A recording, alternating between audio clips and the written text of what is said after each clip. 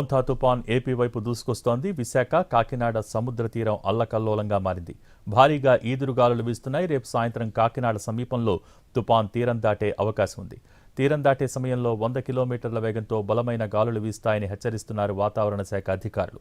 తుపాను ప్రభావంతో కోస్తా జిల్లాల్లో భారీ వర్షాలు కురుస్తున్నాయి. కాకినాడ నుంచి నెల్లూరు వరకు రెడ్ అలర్ట్ జారీ చేసింది వాతావరణ శాఖ. రాష్ట్రంలోని అన్ని ఓడరేవుల్లో 3వ నెంబర్ ప్రమాద హెచ్చరిక జారీ చేశారు.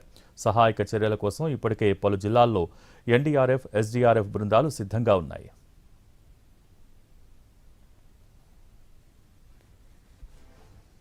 కాకినాడ ఉప్పాడ రోడ్డులో ఈ నెల 30 వరకు రాకపోకలు నిలిపివేశారు. విశాఖలోని బీచ్లతో పాటు వాకలపూడి బీచ్, ఎన్టీఆర్ బీచ్ మూసివేశారు. మత్స్యకారులు వేటకు వెళ్లవద్దని హెచ్చరికలు జారీ చేశారు. అధికారులు, సిబ్బందికి సెలవులు రద్దు చేశారు. సహాయ కార్యక్రమాల కోసం కంట్రోల్ రూములు ఏర్పాటు చేశారు. 3 రోజుల వరకు అత్యవసరమైతే తప్ప బయటకు రావద్దని తీర ప్రాంత జిల్లాల ప్రజలను హెచ్చరించారు.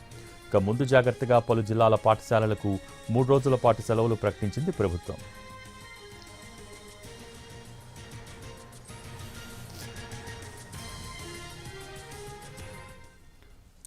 మోంథా తుపాన్ పరిస్థితిపై సీఎం చంద్రబాబు సమీక్ష నిర్వహించారు. జిల్లా యంత్రాంగం సిద్ధంగా ఉండాలన్నారు. మరోవైపు సీఎం చంద్రబాబుకు ప్రధాని మోడీ ఫోన్ చేశారు. మోంథా తుపాన్ పరిస్థితిపై ఆరా తీశారు. పూర్తి స్థాయిలో కేంద్ర సహాయం ఉంటుందని హామీ ఇచ్చారు ప్రధాని మోడీ.